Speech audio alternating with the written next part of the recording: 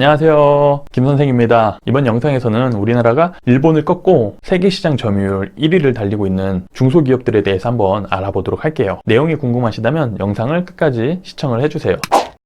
먼저 대륙제관의 맥스부탄이에요.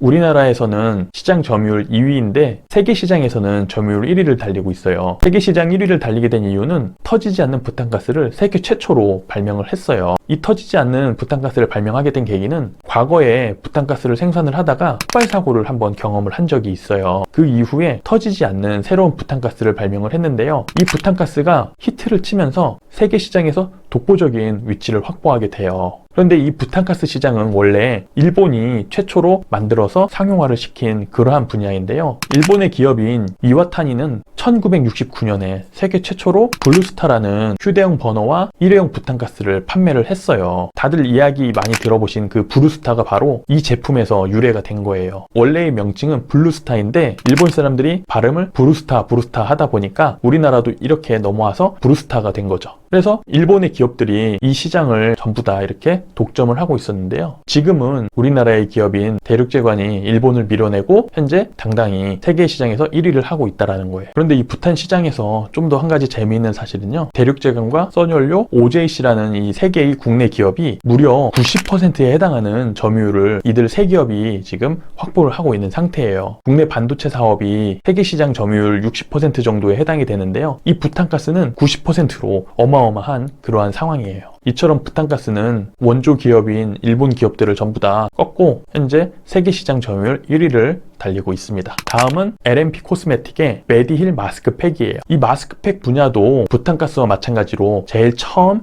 개발을 해서 상용화를 시킨 기업들은 다 일본 화장품 기업들이에요. 일본 화장품 기업들 중에 어떤 기업이 가장 이 마스크팩을 먼저 발명을 해서 상용화를 시켰는지는 알 수는 없는데요. 업계에서는 일본이 원조라는 것을 다들 잘 알고 있다고 해요. 그런데 이 마스크팩이 일본에서는 워낙에 고가 제품이어서 대중적인 상품이 아니었어요. 그런데 국내 기업인 LMP 코스메틱이 메디힐이라는 가성비 좋은 제품을 통해서 일본 시장뿐만 아니라 세계 시장을 공략을 하기 시작해요. 세계 시장에서 국내 기업하고 경쟁을 하고 있는 마스크팩 제조 기업에는요, 크라시에와 SK2를 들 수가 있는데요. 이들 두 기업을 모두 다 제치고 일본 내에서 LMP 코스메틱의 메디힐이 가장 좋은 마스크팩으로 평판 1위를 했어요. 뿐만 아니라 전 세계인을 대상으로 마스크팩 선호도를 조사를 했는데요. 여기에서도 이 두 기업을 모두 다 제치고 LMP 코스메틱의 메디힐이 당당히 1위를 차지를 했습니다. 조금 더 덧붙이면은 이 LMP 코스메틱은 최근 BTS하고 마스크팩 콜라보레이션을 했는데요. 이 마스크팩은 출시가 되자마자 하루 만에 완판이 되는 그러한 기록을 세웠어요. 그리고 이 마스크팩 시트를 제조하는 과정에 있어서 독보적인 특허 기술을 가지고 있어서 앞으로도 더 시장 점유율을 확대할 것으로 보여지네요. 이렇게 해서 일본을 꺾고 세계 시장 점유율 1위를 달리고 있는 국내 기업에 대해서 설명을 드렸는데요. 이들 기업들이 앞으로도 지속적으로 세계 시장 1위를 하는 그러한 바람을 끝으로 이번 영상을 마치도록 하겠습니다. 영상을 끝까지 시청해 주셔서